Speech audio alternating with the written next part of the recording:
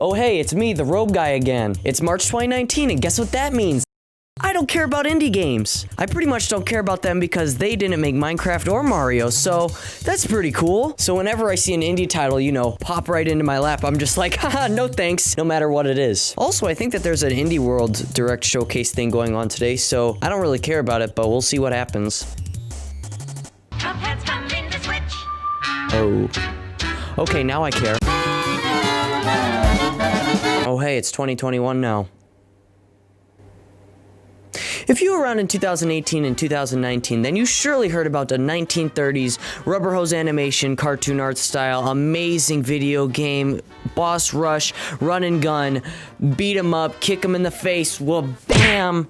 Amazing music, crazy long, crazy hard to produce, super time-consuming, super expensive video game. And no, I'm not talking about Bendy and the Ink Machine. I'm talking about Cuphead. If you're following my Twitter or even on my Twitch, and I guess even here, because I did that Byleth reaction, then you know that I am a huge fan of Cuphead. I almost considered it to be my favorite game of all time. The gameplay is incredible. The music is top tier. The animation is...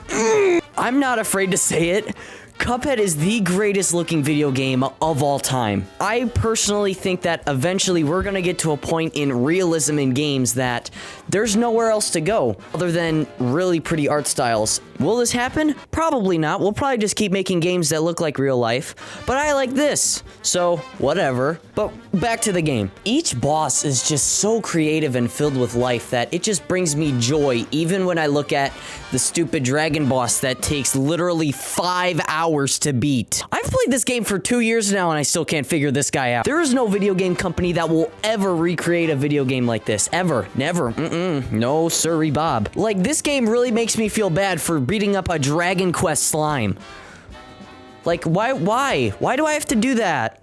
Why do I have to do that for, man? Come on, Studio MDHR. Why do you gotta make me do that for? Some of my favorite bosses in this game were Hildeberg, Captain Brinybeard, Cagney Carnation, King Dice. Yeah, King Dice was pretty good. And I think my favorite is Dr. Cal's robot. Probably part of it is because he's one of the harder bosses in the game. And once you get into his rhythm for that fight, it becomes really rewarding to just keep punching him in the face over and over again for all the hours that he took off of your life. The only boss that you really can't do that with this game is that piece of garbage. I don't like you. Go away. Now, I'm not saying that all of the bosses aren't amazing. I mean, if only half of the bosses were amazing, this wouldn't be one of my favorite games of all time. Literally every single one, except for you, is really well done. There is so much emotion showed off from each character. It's ridiculous. How did they pull this crap off? Like, how? Now, let me explain the story a little bit if you haven't heard it already. You're Cuphead and kind of Mugman, I guess. And you guys go to a casino after frolicking around all over the land for a couple hours. Now, at the casino, you guys are at the craps table, and the devil comes out because why not? And he makes you a deal. Pretty much says, if you do good this time, then you get all my stuff, and if you don't, you die. And what happens? Oh, man! You guys rolled snake eyes. No way! It's not like the dice were loaded or something. It'd actually be kind of funny if there was like a split path, like a 1 in a million chance that you actually don't roll snake eyes and the game just ends from the start. That would be kind of funny. But no, you guys roll snake eyes and pretty much say that I don't want my soul taken away, and the devil kicks you in the face, and well, I don't know why I punched. The devil kicks you in the face and gets you out of his casino and tells you to go do his chores because he's a cool guy. Now, if I haven't specified already, this game is freaking difficult. Like, literally, a single boss can take hours. Why does he keep appearing on the screen? It makes your life a little bit easier by adding these charms. Now, charms are upgrades for Cuphead and Mugman. One of the charms is an invisible dash, which is one of the moves where you dash, but you're invisible. Wow. And another one is like extra hearts, but it also takes away some of your damage. The heart charms are especially helpful for the run and gun levels, which are basically just levels where you're trying to make it all the way through the end in this like platforming section. It's pretty cool. Just an extra little thing this game has. And also, this isn't the base weapon in the game. This is the spread shot, I think, depending on whatever clip is on screen. This isn't the only weapon. There are plenty of different weapons in this game, and the way you unlock them is by going through those run and gun levels and collecting coins. But with those coins, you go into the shop and then you purchase, you know, the different thingies, like charms or weapons.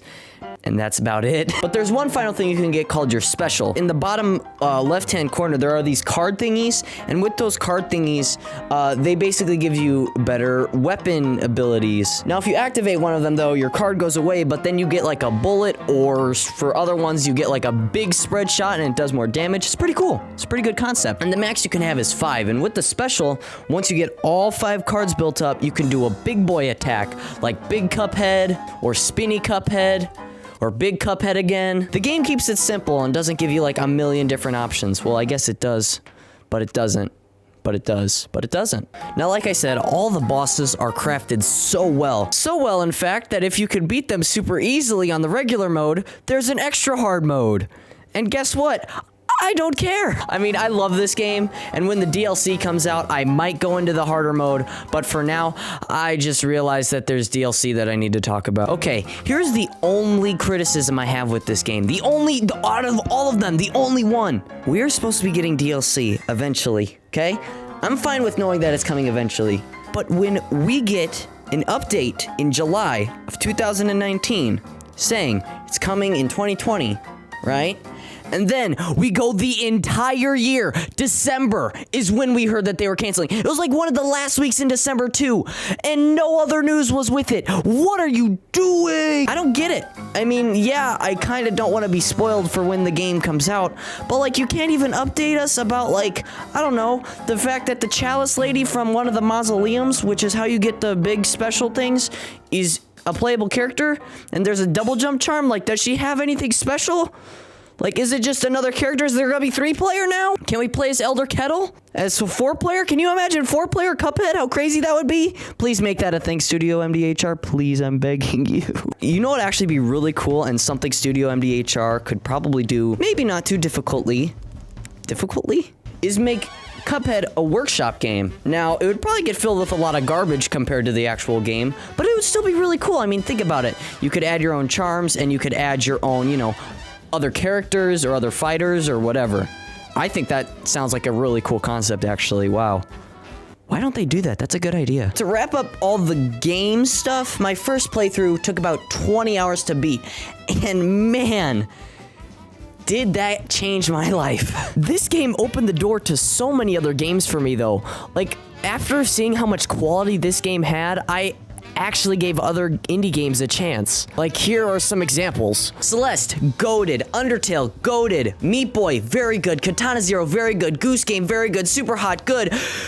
Journey was kind of okay, though. I didn't really like Journey that much.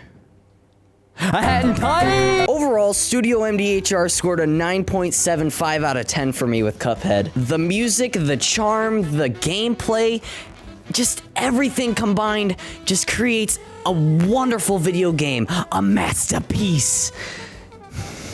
I'm not a donkey clone, I promise. But the reason this game changed the game for me is because it opens so many doors to a bunch of different games. And really, that is what makes this game irreplaceable for me.